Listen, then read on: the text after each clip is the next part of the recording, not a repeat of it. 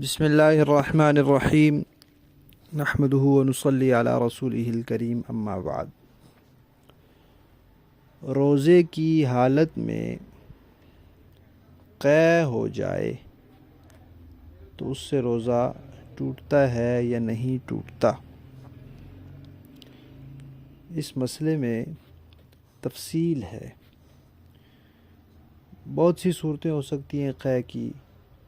قے کبھی خود بخود آ جاتی ہے، کبھی انسان اپنے اختیار سے کوشش کر کے قے کرتا ہے، پھر قے کبھی کم ہوتی ہے کبھی زیادہ ہوتی ہے، اور کبھی ایسے بھی ہوتا ہے کہ قے حلق تک آ کر واپس چلی جاتی ہے، کبھی منہ تک آ کر بھی واپس چلی جاتی ہے، کبھی انسان خود اپنے اختیار سے قے واپس بھی لے جاتا ہے۔ تو یہ جتنی بھی صورتیں ہیں، علماء کرام نے لکھا ہے کہ صرف دو صورتیں ایسی ہیں جن صورتوں میں روزہ ٹوٹ جاتا ہے۔ قے آنے میں، روزے کی حالت میں اگر قے آ جائے تو صرف دو صورتیں ایسی ہیں جن سے روزہ ٹوٹتا ہے، باقی کسی بھی صورت میں قے آنے سے روزہ نہیں ٹوٹتا۔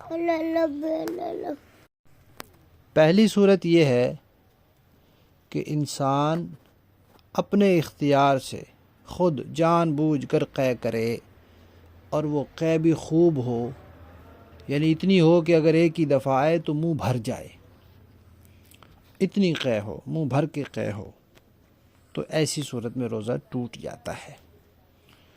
اور دوسری صورت کہ قے آئی، منہ بھر کے آئی، اور یہ واپس لے گیا، ساری واپس لے گیا یا تھوڑی سی واپس لے گیا، تھوڑی کی مقدار اتنی لکھی ہے جتنا ایک چنا ہوتا ہے، وہ جان بوجھ کے، روزہ بھی اس کو یاد ہے، پھر اپنے اختیار سے واپس لے کے جا رہا ہے، تو ایسی صورت میں بھی روزہ ٹوٹ جائے گا۔ بس قے سے روزہ ٹوٹنے کی یہ دو صورتیں ہیں۔ اس کے علاوہ خود بخود قے آئے، تھوڑی آئے، زیادہ آئے، یہ زور لگا کے خود اپنے اختیار سے قے کی اور وہ تھوڑی آئی، زیادہ نہیں آئی، یا آ کر خود بخود واپس چلی گئی، ان صورتوں میں قے سے روزہ نہیں ٹوٹتا۔ اعوذ باللہ من الشیطان الرجیم، بسم اللہ الرحمن الرحیم۔ یا ایہا الذین آمنوا استعینوا بالصبر والصلاة ان اللہ مع الصابرین۔ صدق اللہ العظیم۔ یہ سورہ بقرہ کی آیت نمبر 153 ہے، جو دوسرے پارے میں ہے۔ اس آیت میں اللہ تبارک و تعالی نے مصیبت، تکلیف، پریشانی، غم برداشت کرنے کا نسخہ بیان فرمایا ہے کہ انسان پر جو تکلیف، مصیبت آتی ہے، کبھی کبھی وہ بڑی سخت اور بھاری ہوتی ہے۔ انسان کا دل کرتا ہے کہ پھوٹ پھوٹ کر رو پڑے، جزا فضا کرے۔ کہتے ہیں نا، میرا دیواروں میں ٹکرے مارنے کو دل کر رہا ہے۔ تو انسان کا دل کرتا ہے بے صبری کا مظاہرہ کرنے کو، جزا فضا کرنے کو، واویلا کرنے کو۔ تو ایسے وقت میں اللہ تعالیٰ سے مدد مانگنی چاہیے۔ اور مدد کیسے مانگنی ہے؟ قرآن پاک نے اس کے لیے 3 چیزیں بیان کی ہیں۔ ایک نماز، دوسری اللہ کا ذکر، اور تیسری صبر، کہ اللہ کے ذکر سے بھی دل کو چین ملتا ہے، نماز سے بھی دل کو اطمینان حاصل ہوتا ہے، اور صبر سے بھی دل مطمئن ہوتا ہے۔ حدیث شریف میں آتا ہے کہ صبر روشنی ہے، یعنی جب انسان صبر کر لیتا ہے تو وہ اللہ کی رضا پر راضی ہو جاتا ہے، اللہ کے فیصلے پر راضی ہو جاتا ہے۔ جو بھی مصیبت آئی ہے، بس اللہ کا یہ فیصلہ تھا، تو اس کا دل مطمئن ہو جاتا ہے۔ یہاں اس آیت میں اللہ تعالیٰ نے صبر کا تذکرہ پہلے کیا ہے، نماز کا بعد میں کیا ہے۔ اس سے یہ معلوم ہوتا ہے کہ سخت پریشانی اور مصیبت کے وقت میں نماز وہی پڑھ سکتا ہے جو صبر کرے، صبر کرے گا، صبر کے دامن کو پکڑے گا، تبھی اس کی توجہ ہوگی، اللہ کے فیصلے پر راضی ہوگا اور اپنے دل کے اطمینان کے لیے نماز پڑھے گا یا ذکر اللہ میں لگ جائے گا۔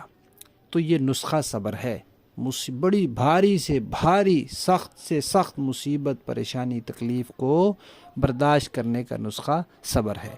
اور پھر جو صبر کرتا ہے اس کو ملتا کیا ہے؟ اللہ تعالیٰ نے فرمایا ان اللہ مع الصابرین، پکی بات ہے کہ اللہ صبر کرنے والوں کے ساتھ ہوتے ہیں۔ تو جس کے ساتھ اللہ ہو جائے، اللہ کی مدد ہو جائے، اللہ کی نصرت ہو جائے، تو پھر اور کیا چاہیے؟ بسم اللہ الرحمن الرحیم، نحمدہ ونصلی علی رسولہ الکریم، اما بعد۔ نبی پاک صلی اللہ علیہ وسلم کا ارشاد ہے کہ جو ہمارے بڑوں کا احترام نہ کرے اور جو ہمارے چھوٹوں پر شفقت نہ کرے وہ ہم میں سے نہیں ہے۔ یہ ہم سنتے پڑھتے رہتے ہیں۔ احترام کیا ہے اور شفقت کسے کہتے ہیں؟ بڑے کی بڑائی کا اقرار کرنا اور اس کے سامنے ادب اور احترام سے رہنا اور اس کے جو تقاضے ہیں ان کو پورا کرنا، یہ احترام ہے، یہ اکرام ہے۔ بعض اوقات دیکھنے میں اب ایک بڑے ہیں، وہ ان کو راستہ کا علم نہیں، وہ کہہ رہے ہیں کہ آپ آگے آگے چلیں، میں آپ کے پیچھے پیچھے آتا ہوں، راستہ بتاتے جائیں۔ آپ پیچھے چلیں گے، بار بار مڑ مڑ کے ان کو پوچھنا پڑے گا کہ دائیں مڑنا ہے یا بائیں۔ تو اب احترام یہ نہیں ہے کہ نہیں جی نہیں، آپ آگے ہی چلیں تو میں پیچھے ہی چلوں، اس سے ان کو تکلیف ہوگی، ان کی راحت بھی نہیں ہے اس میں، اور جو وہ کہہ رہے ہیں ان کی بات کی اطاعت بھی نہیں ہے اس میں۔ اب اطاعت یہی ہے، ان کی راحت یہی ہے، اور احترام کا تقاضا یہی ہے کہ اب آپ آگے چلیں تاکہ ان کو آسانی ہو۔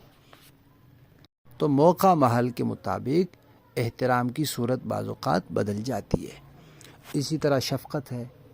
شفقت یہ نہیں کہ بس بچے کو کچھ نہیں کہنا، وہ جو مرضی کرتا رہے، یہ شفقت نہیں ہے۔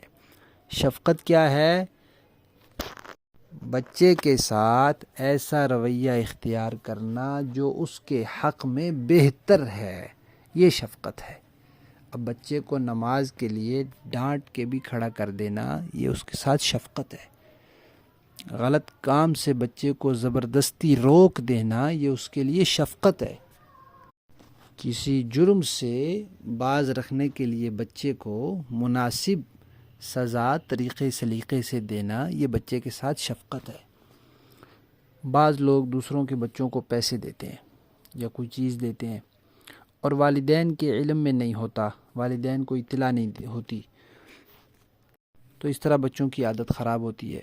اب اس کے پاس پیسے آئے یا اس نے خرچ کرنے، ہو سکتا ہے اس کے والدین نے اسے منع کیا ہو کہ کسی سے نہیں لینے، اب وہ خرچ بھی کرے گا تو ان سے چوری، پھر جو چیز لے گا اس کو کھائے گا بھی ان سے چوری، پھر وہ پتہ نہیں صحیح لے گا غلط لے گا۔ تو اس طرح بچے کی بہت سی عادتیں بگڑتی ہیں، پھر جب اس کو عادت ہو جاتی ہے پھر وہ مانگنے بھی لگ جاتا ہے پیسے۔ تو کسی کے بچوں کو والدین کے علم میں لائے بغیر چیزیں اور پیسے دینا، یہ بچوں کے ساتھ شفقت نہیں ہے۔ کسی کے بچے کو کچھ بھی دینا ہو تو ان کے والدین کے ہاتھ میں دینا چاہیے کہ یہ آپ کے بچے کے پیسے ہیں، یہ آپ کے بچے کے لیے چیز ہے، پھر والدین خود اس کو دے دیں گے، یہ مناسب طریقہ ہے۔ تو احترام اور شفقت کو ہم مختصر طور پہ یوں بیان کر سکتے ہیں کہ ان کی راحت اور فائدے کا خیال رکھنا اور ان کے حقوق پورے کرنا، یہی احترام ہے بڑوں کا اور یہی شفقت ہے چھوٹوں پر۔ اللہ تعالی ہمیں صحیح معنی میں بڑوں کے احترام اور چھوٹوں پر شفقت کی توفیق عطا فرمائے۔